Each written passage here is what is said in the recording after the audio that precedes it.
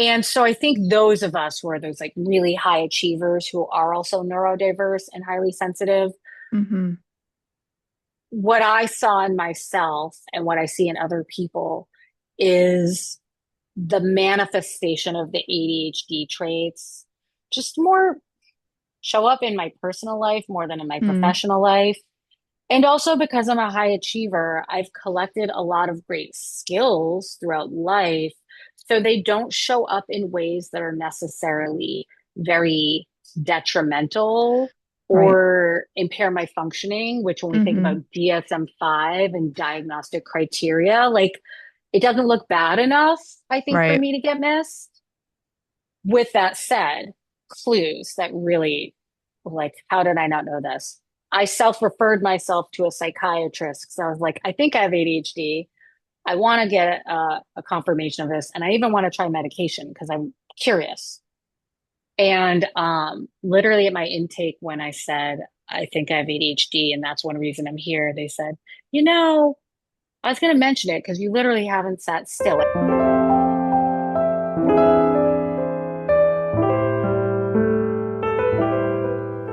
Welcome to Sensitive Stories. This episode is for educational purposes only and is not intended as a substitute for treatment with a mental health or medical professional. Let's dive in. Welcome, Nikolai. I'm so happy to have you on the podcast today. Thank you, thank you, thank you. I'm so excited to be here. Same. I'm wondering if you could start off by sharing your HSP discovery story, how or when you realized that you're highly sensitive. Yeah. So I am a clinician, a therapist, and actually, I will freely admit I knew nothing about what it meant to be a highly sensitive person. I think that's probably how it is for many people. Someone introduces you to the Mm-hmm. concept. And for me, it was actually a client. Mm-hmm. I I know now, and maybe we'll get into this. I work with a lot of highly sensitive people and neurodivergent people. But early on in my practice, I actually did not intentionally do that. Mm-hmm. So I share that story because this person who was my client was a highly sensitive person and started sharing with me what it meant. And they had read Elaine Aron's book, many years ago. Um, and that tracked for them. And as I was hearing more about it, I did some research so I could be educated for my client. And then I thought, oh, wow, I think I am this too. And I had taken that HSP quiz, and it was Mm-hmm. actually the earlier version of it because I Yes, went and I retook it, and I see now they added domains. they did. Yes. Back in the day when I took it, it was just like if you get a score of like 20 or higher, or 25, and I was like, oh, I definitely score Yes. highly sensitive. So I actually went back and retook it recently just to get sort of the domain scores, which is very Mm-hmm. interesting. I literally have them right here because I did it literally just a couple days ago, and I still track as very highly sensitive. And now I Mm-hmm. have even more details about where that sensitivity presents itself in certain domains, which Mm-hmm. is across all domains. I fall into the high sensitivity category, but some are higher than others. Yeah, I'm wondering if you want to share more about which area scores the highest for you. Yeah, not shocked as I look at it, social sensitivity, Mm-hmm. which I think sort of explains maybe why I eventually fell into a career as a therapist. Yep. And I'd be willing to bet a lot of highly sensitive people out there who are also therapists or do therapist adjacent work Mm-hmm. probably feel similarly that sometimes I have clients who have met with other therapists before and it's been okay, Yeah. right? And sometimes they feel like there's been some sort of like missing ingredient or missing Mm-hmm. experience that I've been given the feedback that sometimes I'm able to provide. And I think it's because I have that higher level of sensitivity where I think I can read things in my clients that maybe less sensitive therapists just Mm-hmm. like missed. you know? Exactly. Yeah, there's an Hmm. attunement that our sensitivity brings, and not Hmm. just to what's tangible in the room, but the nonverbals, the emotional components, the unsaid, and being able to bring your sensitivity into the room because it touches everything is so important. And it is Hmm. often the missing puzzle piece. I've had a lot of clients say that to me as well. Like, yeah, therapy was fine, but we weren't going to those deeper places that I needed to go to. I wasn't having the insights I was looking for because that's a big blind spot to not be looking Hmm. at. Um, Hmm. and I love hearing. I don't get to hear that very often where the client introduces it to the therapist. Um, Hmm.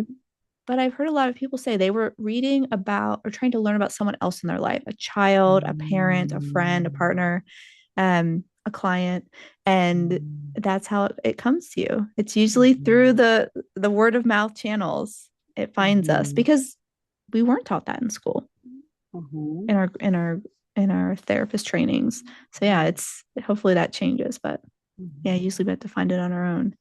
And so Hmm. I'm curious, as you realize you're highly sensitive, you also realize there's another form of neurodivergence, which is you have ADHD as well. Hmm. So I'm wondering if you could share a little bit more about how you found that part of yourself.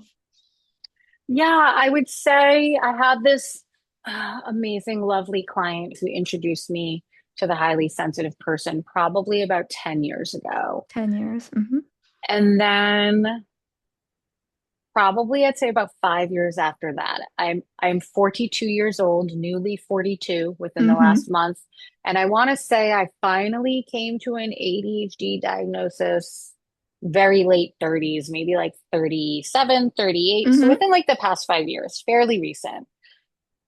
So there was a gap, and Mm-hmm. for a long time, like the Mm-hmm. sensitivity piece definitely spoke to me. And similarly, I guess not that different of a journey.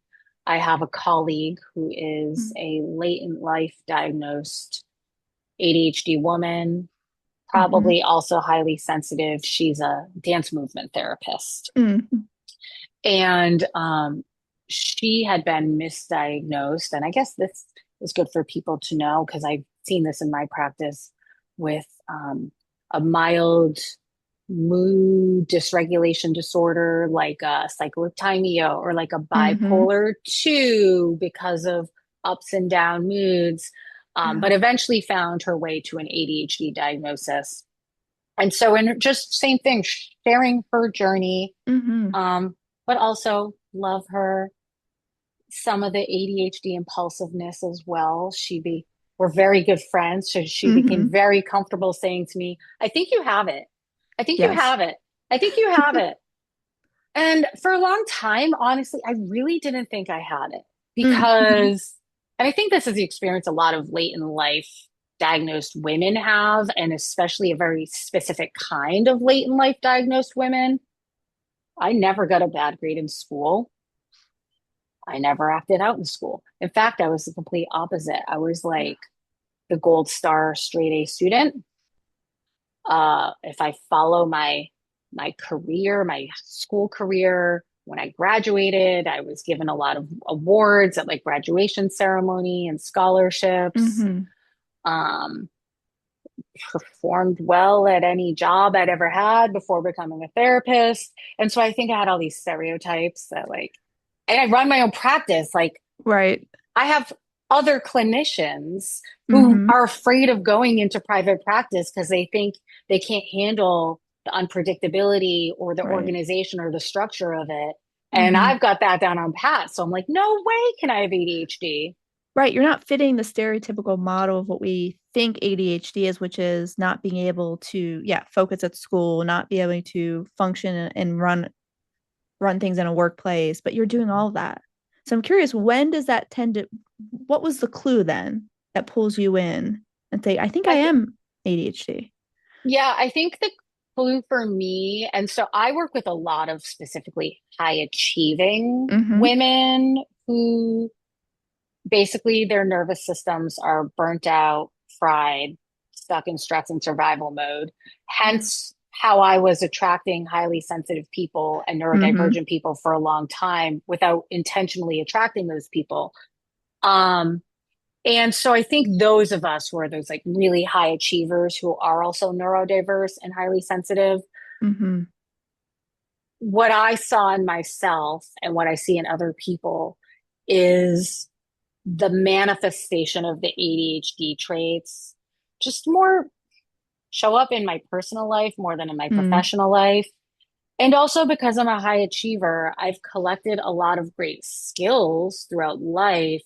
So they don't show up in ways that are necessarily very detrimental Right. or impair my functioning, which when we think Mm-hmm. about DSM-5 and diagnostic criteria, like it doesn't look bad enough, I think, for Right. me to get missed. With that said, clues that really, like, how did I not know this? I self-referred myself to a psychiatrist because I was like, I think I have ADHD.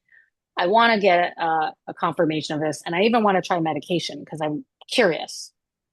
And literally at my intake, when I said I think I have ADHD, and that's one reason I'm here, they said, you know, I was going to mention it because you literally haven't sat still. Like I'm a fidgeter.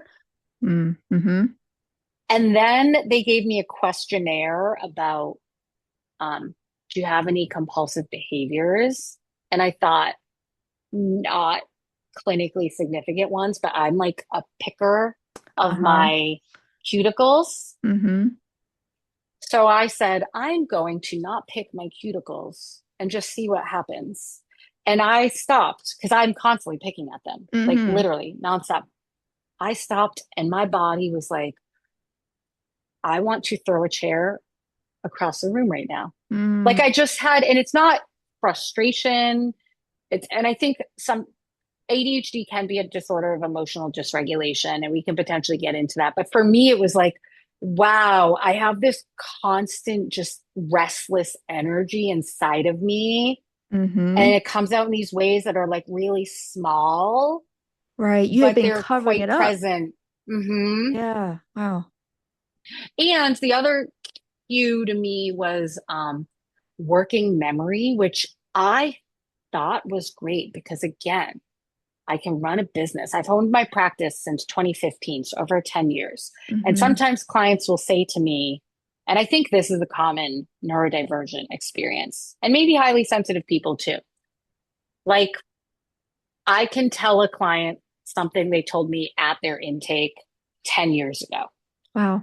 right? Because it's just like, remember when you said this, and look Mm-hmm. at what's happening now or how much Right. you've grown, right? And clients will say to me, how can you remember that? Mm-hmm. Okay, I'm also the person where I can have my sunglasses on my head and think, where are my sunglasses? Right. Right. So it's confusing. You think, well, but look, I have this great memory. I have such strong Hmm. executive functioning. I'm Hmm. not a distractible person. But yeah, there are those little subtle clues when you look closer, it becomes obvious, Hmm. right? That restlessness, that maybe some, and you're losing track of some things, but not others. And of course, when the stakes are high at work, at school, you click into place. But when you look, Hmm. like you said, in your personal life, like, oh, wait, there's something going on here. Hmm. And this is why it's so hard, right? And why I think often women do not get diagnosed or people who Hmm. don't have the stereotypical presentation that are completely Hmm. missed Hmm. and finding ways to cope on their own just to get Hmm. through. Hmm. Yeah, wow. And all of that, and I think if you're ADHD and also highly sensitive, it's like your brain and your nervous system, I think, Mm-hmm. are doing so much coping. And that's what the experience was like for me. And that's why I wanted to try medication because ultimately I have a very investigative mind. So quite frankly, I wanted to try medication because I wanted to feel what it felt like just Right. for my own experience and to have data. Mm-hmm. Um, but that's what it felt like was, oh, wow. There's all these little ways my brain was coping, my nervous system was coping. I didn't even realize it. And with the Yeah. medication, it's in some ways feels like it does nothing. And also, I'm just like, oh, things that maybe used to overstimulate me a little bit just don't anymore. Mm-hmm. There are little things like I'm not necessarily highly distractible. And I think part of it too is I had a yoga and meditation practice even before I became a therapist. Mm-hmm. So I've done some form of yoga or mindfulness meditation for many years. Because I have ADHD, I'll be honest, sometimes I'm better at it than others, but I always come back to it. Sure. So I think my brain has had a lot more of mindfulness skill set than the Mm-hmm. average person. And so I think because of that, my experience of distractibility is different, where it's not that I don't get distractible thoughts. I can just sort of be with them more and like make a Right. conscious choice not to follow them because of my lots of years of mindfulness practice. Mm-hmm. But I will be honest, I could be in a meeting and this is the ADHD thought is like, oh my God, I forgot to take this thing out of the freezer that I need to defrost for dinner tonight. Mm-hmm. Right. And I think when you have ADHD, like those kinds of thoughts sometimes just come much more frequently Right. than neurotypical people who can just say, like, I'm in a meeting. Right. Right. So on the surface, it looks like, oh, you are here, you're present, you're Mm-hmm. focused, but there's so much going on behind the scenes that Mm-hmm. people wouldn't pick up on.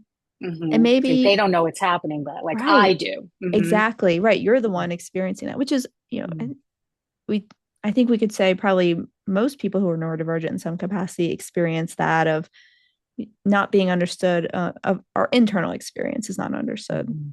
Yeah. Mm-hmm.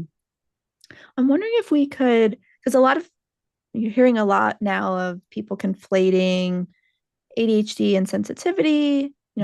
I personally think that they're different, and you're seeing people um, describe them with more nuance than that. So I'm curious for you, what do you see as some of the overlaps or the differences between high sensitivity and ADHD? Maybe for yourself or in your practice, what have you seen? Yeah, I think it was 2 weeks ago, maybe less, Mm-hmm. you actually sent an email out Mm-hmm. about the Oh, I did. Yeah, ADHD. You that's right. did. And you included a research paper with it, which was really helpful. And I read that Mm-hmm. last week just to get sort of clinical perspective Mm-hmm. outside versus like my own sort of lived experience, Yep. plus my lived experience as a clinician who sits in front of Perfect. people. Yeah. Um, and so yeah, I think they're different. And I can tell you they are different because I give my clients, if I think they have ADHD, the World Health Organization ADHD Adult Self-Report, the Mm. ASRS, which Mm-hmm. actually is a measure they were using in that research study that you sent Mm-hmm. the email out about. And I have clients who will take that measure and they will absolutely not score ADHD, but then I can give them the highly sensitive measure and they will score Yeah. through the charts highly Mm-hmm. sensitive. So I Mm-hmm. do believe they are different. My just anecdotal evidence, I do think, and they even talked about this in the research paper, I think neurodivergent people are maybe more likely to also be highly sensitive, Mm-hmm. That would make right? sense. Yep. That's just my hypothesis. I don't think they all are, but I think Mm-hmm. there's like a predisposition if you're neurodivergent that there's a tendency that you could also be highly sensitive. And when I think about the differences, I think often with ADHD, if it's just ADHD and there's not a sensitivity, we're looking more at those executive functioning Mm-hmm. challenges. Um, I think that restlessness. So I don't know who your population of people listening is. I know some of them are clinicians, some may not Some, be. but not all. Yep. Mm-hmm. Okay. So for those of you who are not clinicians, there's three types of ADHD. Mm-hmm. You have your inattentive type, which I think of as more like easily distracted, sort of space cadet stereotype, Yeah. Head in the daydreamer. clouds. Yeah. Yes, Mm-hmm. right. Then you have your hyperactive type, which a lot of people would say that's the stereotypical what you think ADHD is going to be. Right. Exactly. I'm a combined type, so I'm Mm-hmm. like a little bit of both. Mm-hmm. So I have that internal restlessness that like my clients who have high sensitivity don't necessarily come with that built-in restlessness. I think sometimes they end up with it because of the Mm-hmm. burnout and the nervous system Right. exhaustion, that sometimes when you're burnt out, you start to look a little bit sort of anxious, restless, all over the place, but it's Yeah, not like yeah. inherent in them. Versus for me, like I tell you with my cuticle, I like this energy is inside of me. No Yes. matter what, I could be very calm and everything in my life could be perfect. Right. That's your baseline versus an HSP without ADHD is maybe only in that space when maybe they're in hyper arousal, they're anxious, they're frazzled, right? And that they've got that extra cortisol pumping through. Mhm. But that's the confusing thing is you catch an HSP at a certain period of their life and they could look the same.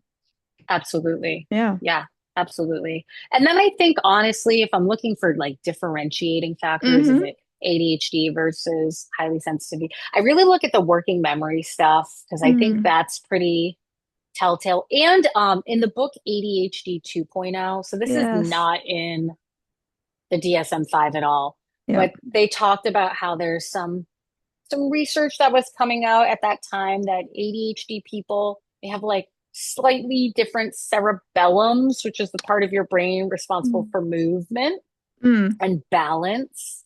Yes. And so they hypothesized that that part of the brain may actually also be associated with sort of mental and emotional balance, not just actual physical balance and Mm. proprioception. That makes sense.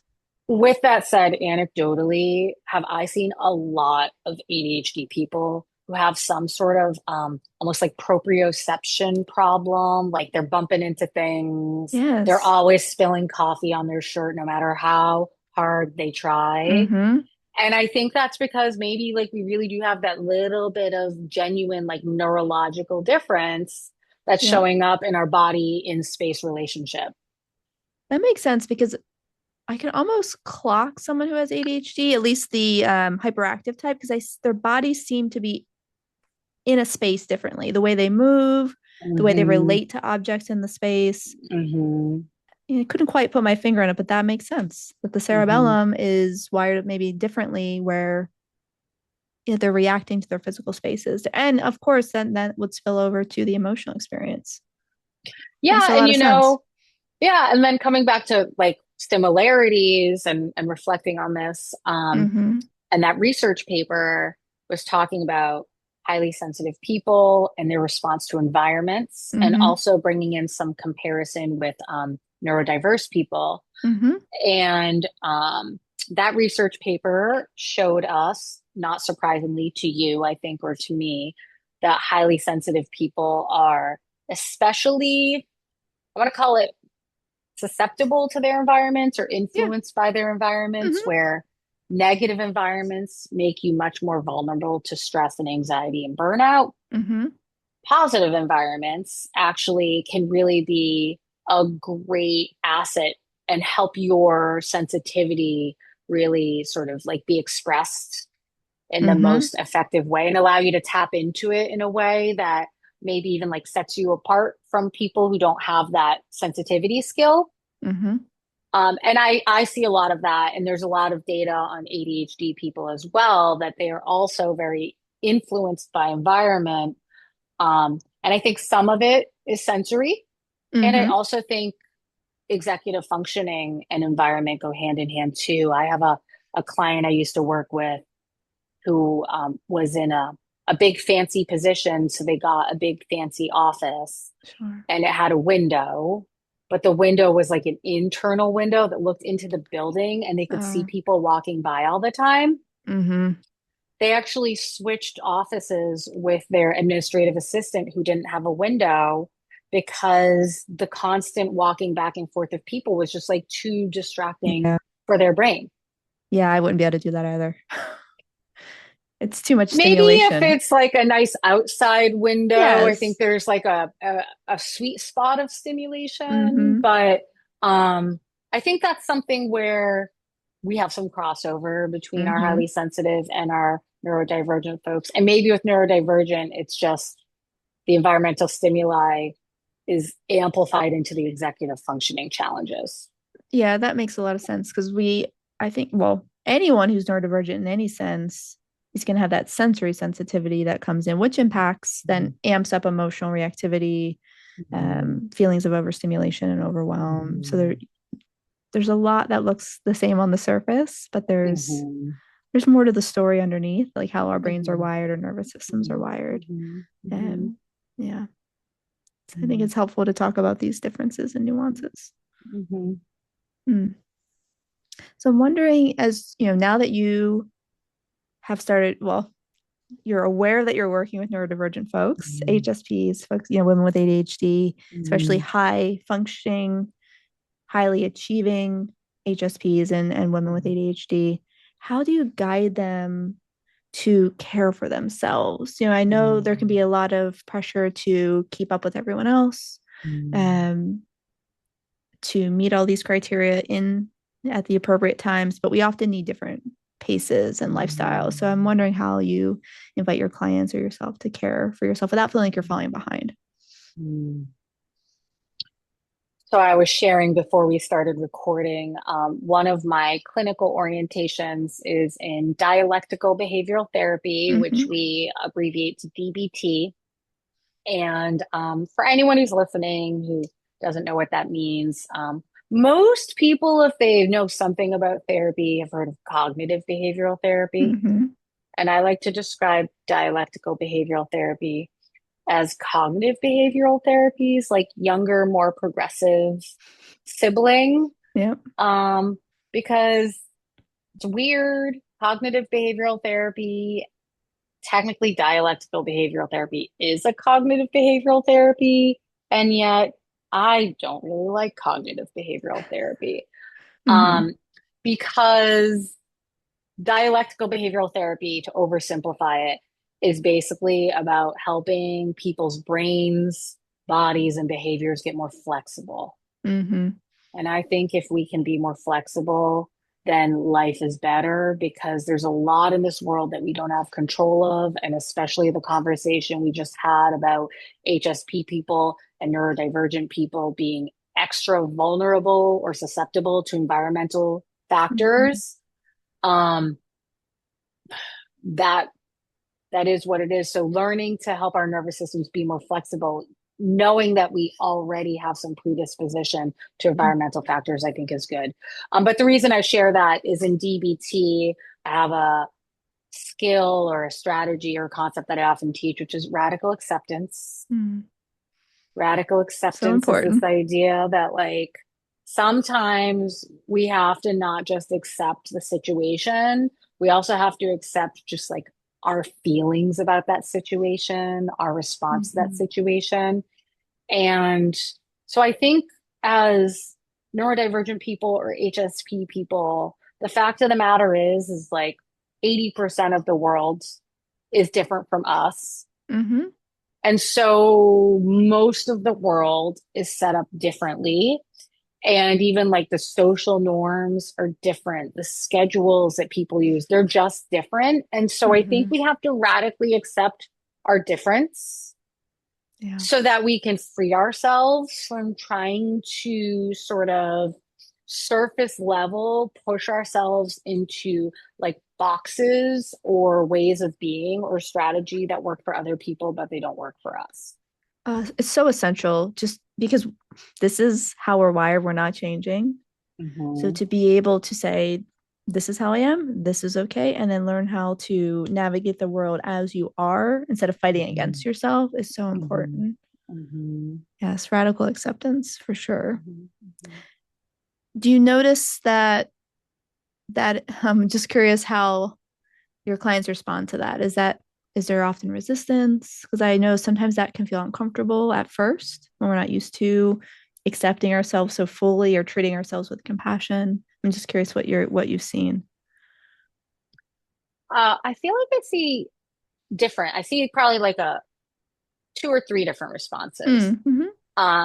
One of my clients lovingly has rebranded radical acceptance as disgruntled acceptance. I think that says everything. That's it. It needs to say, right? Like, okay, I know this would be good for me to do because I would probably just feel better in the long run, but I still don't like Oh, it. yeah, right. Like begrudgingly accepting yourself.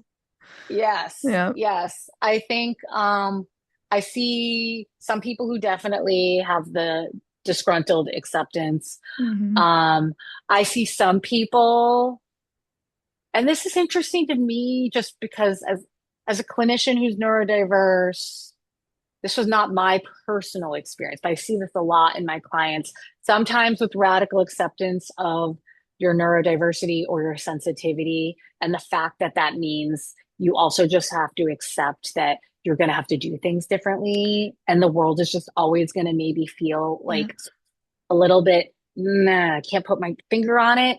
Hmm. Sometimes I think there's grief there. Oh, I just want it to be easy, Yeah. or I just want to be like everyone else. Or sometimes I wish I at least knew this about myself sooner because, like, how Mm. would I have set my life up differently? Yeah. And then I think the third thing I see is more, I think what my experience was, huh, this makes sense. And there's like a relief there, an Hmm. understanding. Now I can, in acceptance of my neurodiversity and the fact that I need to let go of trying to live my life in the way 80% of other people are living it. That means if I use myself as an example, like I can set my client's schedule up however I want to do it, Yeah. not how I Exactly. think I should do it because, like, this is what my colleague that seems really smart is doing, or this other person who makes a lot of money is doing, or Hmm. this person who speaks a lot and is really successful or gets awards or whatever. Like, I Yeah. can just do what works best for me, and that can be very freeing. That's my life motto. Do what works Hmm. best for me. So I'm Hmm. constantly reminding my clients to look inward. You know, Hmm. what is best for you, not what your mother says, your friend is doing, your coworkers are doing. We really do need to follow our own rhythms as much as we can, right? You and I are both Hmm. privileged in that we have private practices and we get to set our Hmm. schedules. But there are small choices, even if that's not the case, that you can make, even just with how you're thinking about yourself, how you're accepting yourself. Hmm. So important. Such Hmm. a good reminder. Hmm.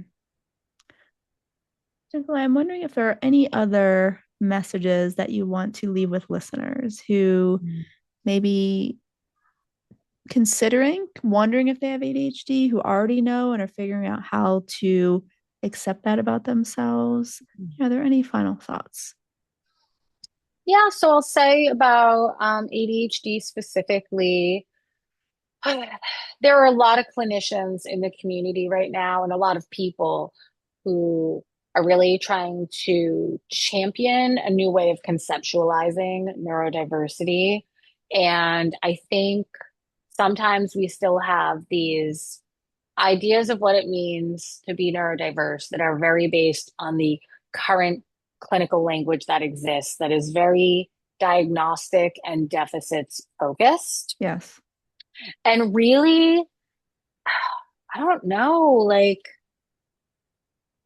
I'm not going to say I don't have any challenges because of my ADHD, because again, Mm-hmm. try and get me to sit still and oh my God, when I first heard Pink Pony Club by Chapel Roan, did I literally not sleep at night because my brain was singing that song at like Mm-hmm. 2 a.m. for no reason?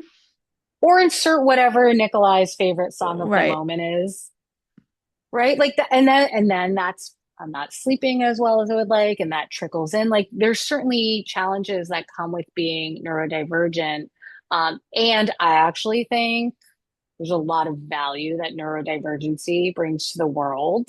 Mm-hmm. And in my own experience, I remember starting my private practice now a little over 10 years ago. And the woman who supervised me for my licensure, I worked underneath her. And so I was also working with her when I was starting to set up my private practice. And she said, "Oh my God, I wish I was as sort of far along in my life plan as you were, because I opened my private practice, I think, when I was like 30 or 31. Hmm. And she said, I didn't even go into private practice until my 40s. Right. And I share that just anecdotally, not to be like, wow, go me. But I think that's an anecdotal example of sometimes like the benefit. Like my internal restlessness has Right. also led me to a lot of beneficial places. Hmm. Um, my sort of like hyper awareness, high sensitivity, back to what we started talking about very much at the beginning of this session, is like why I can call my clients out on things that they've never been called out on before, and Hmm. also do it in a way because of my sensitivity, where one of my clients said, I love that you like compassionately read me to filth, Mm. right? Like I can help show people things about themselves that sometimes are uncomfortable and Yes. hard and don't feel awesome to see, Hmm. and do it in a way that feels like lovingly Yeah. delivered and empathetic. And I don't think I could do, and therefore in doing that, I think that's why my clients get good treatment outcomes, because we've all probably heard stories, or people listening have probably had experiences with therapists where they call you Yes. out on something and you think they're just judging you and being an a-hole. Right, exactly. Versus I'm holding up a mirror so you can see yourself. Exactly, because I want you to see this. You just have options about what to do with this. Exactly. Because we have our blind spots, right? And when a Uh-huh. therapist, especially a highly sensitive therapist, can see what we're not able to see and can help Hmm. us bring that to the surface. And Hmm. it is an act of care. It's not judgment, it's in Hmm. support of the client. And there's a certain way to do that where it feels caring, it doesn't feel critical. Hmm. I really appreciate that. You're creating that space for your clients where they can feel safe to discover these parts of themselves, where they can feel the grief of being different, where they can find a path forward. Okay, this is actually, maybe there's something good here. It's not just a diagnosis that I feel burdened by. Hmm. Because there is, we're starting to see some strengths-based language around neurodiversity, but we're in the early days.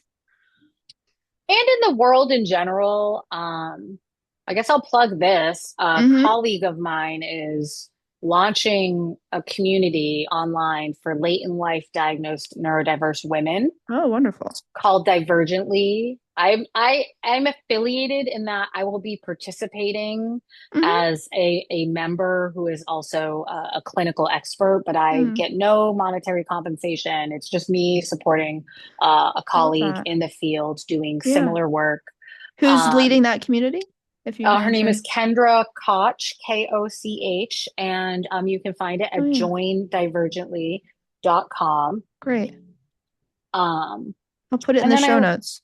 yeah, it's great. But I know through being connected with her and following some of the sort of neurodivergent stuff that's happening beyond the Mm-hmm. clinical community, that we are starting to see, for example, there's the CEO of Palantir just launched basically, um, I don't know if he's calling it a neurodivergent academy, but Mm-hmm. his corporation is actually specifically seeking out neurodivergent people and providing recruitment and training Mm. programs and scholarship opportunities, Oh. because he was recently on record saying that with the face of AI starting to come more into the world, that actually neurodivergent people are going to be especially valuable because of Mm.